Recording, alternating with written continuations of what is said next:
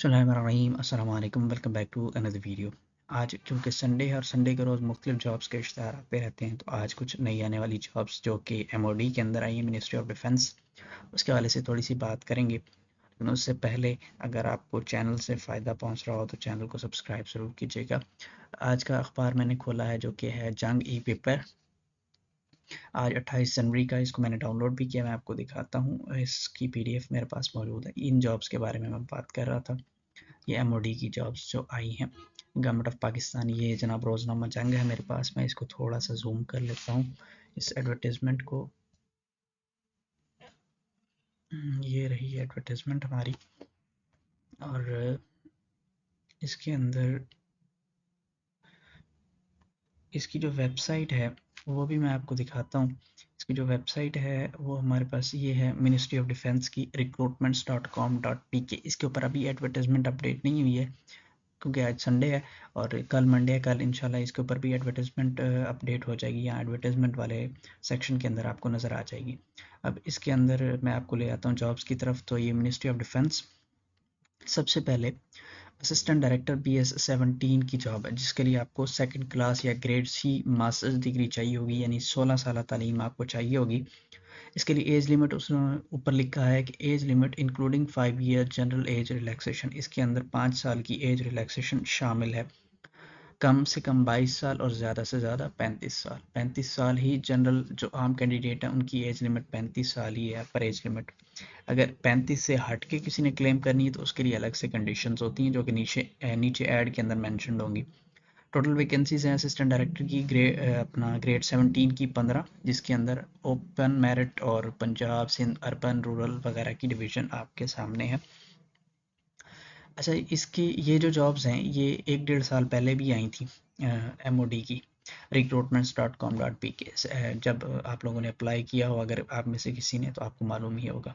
तो इसका प्रॉपर एक आर्मी सिलेक्शन के तहत टेस्ट होता है। जैसे सबसे पहले रिटन टेस्ट होता है MCQs बेस्ड, उसके बाद फिर जो रिटन क्वालिफाई करता है उनका डिस्क्रिप्टिव टेस्ट होता है, यानी सब्जेक्टिव टेस्ट होता है जो कि खुद से आपने लिखना होता है। दैन फिर वो जब क्लियर होता है तो आपका साइकोमेट्रिक टेस्ट होता है। साइकोमेट्रिक जब क्लियर होता है तो फिर आपका इंटरव्यू वगैरह वगैरह, ये एक लंबा प्रोसेस चलता है। पिछले वाली जो वैकेंसीज हैं जो 1 डेढ़ साल पहले आई थी, शायद उनका प्रोसेस भी अभी तक चल रहा है। नेक्स्ट फिर ट्रैफिक एनालिस्ट सुपरवाइजर ग्रेड 16 की जॉब है, जिसके लिए ग्रेजुएशन चाहिए, 14 साल तालीम आपको। इसके लिए एज लिमिट जो है वो 20 to 33 है और 3 सीटें हैं। असिस्टेंट BS-15, जिसके लिए 14 साल तालीम आपको चाहिए, ग्रेजुएशन। उसके साथ दूसरी कंडीशन ये है कि minimum typing speed 30 words per minute चाहिए, कंप्यूटर लिटरेट भी होना चाहिए, और चौथे नंबर पे 6 वीक का बेसिक IT कोर्स भी होना चाहिए इंक्लूडिंग MS ऑफिस। 18 से 33 साल एज लिमिट और 6 सीटें। ट्रैफिक एनालिस्ट ग्रेड 14, ग्रेजुएशन चाहिए 14 साल और 18 से 30 साल एज लिमिट है, टोटल 8 सीटें हैं। नेक्स्ट पे सब इंस्पेक्टर ग्रेड 14, इसके लिए भी ग्रेजुएशन चाहिए और 30 सीटें हैं।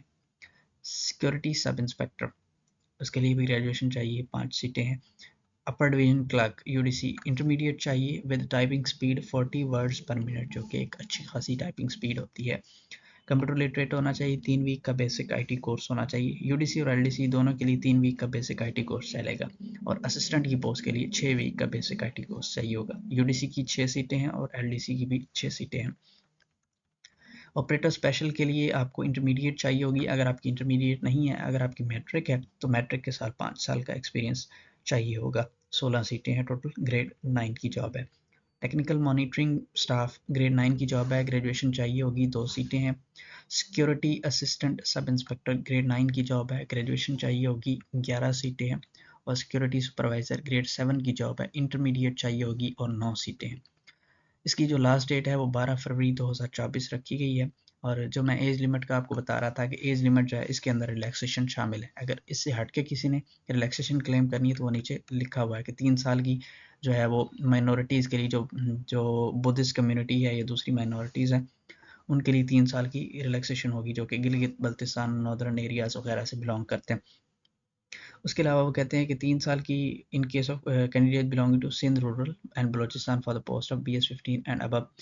BS-15 या उससे अबव की सीट पे अगर बलोचिस्तान या सिंध रूरल से कोई अप्लाई करता है तो उस कैंडिडेट को 3 साल की रिलैक्सेशन अलग से मिलेगी, और 10 साल की रिलैक्सेशन है गवर्नमेंट सर्वेंट्स के लिए है।